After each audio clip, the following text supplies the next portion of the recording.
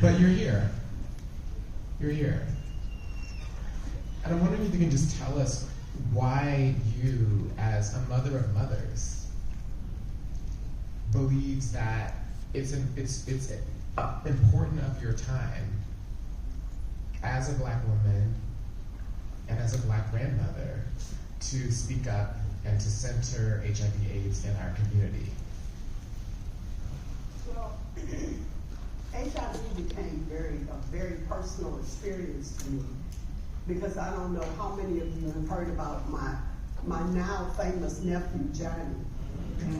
But Johnny was, from the time we were little kids, my very best friend, my biggest confidant. And he lived in a time, this was, I would think that he was probably born in like 1970. I'm born in 1954, what am I saying? He was probably born in 1951. And I feel so blessed to have been in my family, because my sister, I'm getting very emotional, I'm sorry. Because my sister, it was my sister's son, and my sister's old enough to be my mother. But we never treated him badly in my family. Everybody was super protective of him, but think about this little kid back in that time that was gay, and that was not a very open thing then. And so anyway, he was like the most amazing, funniest, talented. He could design clothes, he could sew them. He was just my very best friend and confidant. And he got sick. And I have to say that he helped me raise my kids. He influenced them so much, because with music, with house music, that's where the Renaissance record came from, was from him. And when we lost him, it was one of the most painful experiences for all of us, because my kids loved him, and I loved him, and everybody loved Johnny. But the hard thing was that before he passed away, his friends started passing away. And they just one by one, during this time, it was like the height of it. And they weren't getting the medical attention. And, we had, thank God at that time, some means. The girls were going, they were 16, 17, Beyonce I think was 16. And they had gotten a record deal, and they had a #1 record and that type of thing. And I'll tell you that I tried, because you would hear these rumors about this medication available, but they were not giving it to young Black men. Mm-hmm. And it was almost like a secret. There's a movie, I can't think of what the name of it is, but, and it's about that. What is it? Dallas Buyers Club. And it talks about that.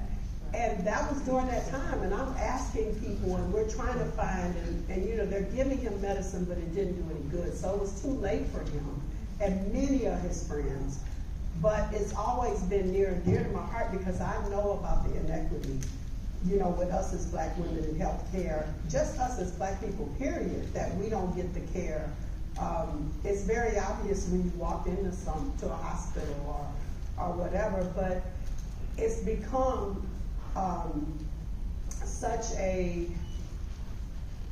I guess, a well-known fact now, where it was kind of like a secretive thing back then, and you just could not get access to the healthcare. And it breaks my heart that we lost so many people that we loved, and that was so important to our culture and to our history, because they didn't get, the healthcare they needed. And just the stigmas that are involved, and still are, because you can talk to people now, and they give you the most ignorant communication about HIV. People are they're living their lives. It shouldn't be this horrible stigma still stamped on that, because it's affecting us all. And it's not one group of people that it's affecting. It affects women in such a big way, and we just need to educate people. I mean, anybody that we talk to that have these ignorant responses, it's our duty to try to educate them. So I am really an advocate of education, and just letting people know, because so many people, you know, the show Pose, I mean, that just opened the eyes of so many people, and it made people human to, you know, the people that are involved. I don't know how many of you that have seen it, but it goes into that these are real people. These are somebody's children. They're somebody's brothers and sisters, and that they're human beings. And it's just really important that, you know, you guys, I look in this room and I'm so proud, because, I mean, God, give yourselves a round of applause.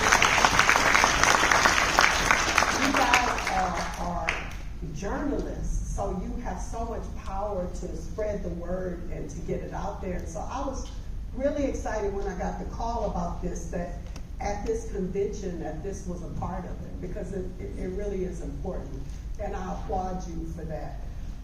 But I mean, I guess in closing, I'll just say that we just really have a responsibility to educate those people, because it's just like racism. You know, it's the same thing, is that you get mad about it, you get pissed off at the person and the ignorance, but at the end of the day, it's because of ignorance. It's because of a lack of education about whatever subject they're talking about. So